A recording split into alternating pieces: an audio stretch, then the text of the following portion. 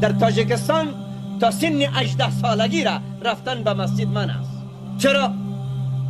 دشمنا را میدانند که سنی هست که انسان ذهناً بالغ میشه، فکراً بالغ میشه، حق و باطل تفکیک میکنه. ولی پیامبر ما میگه از 7 سالگی تلقین این را به نماز بکن تا 18 سالگی را خوگر میشه، عادت میگیره، در قلب و در سینه ازی عبادت پروردگار و عقیده حق میشه، مهر میشه، مرگ میشه.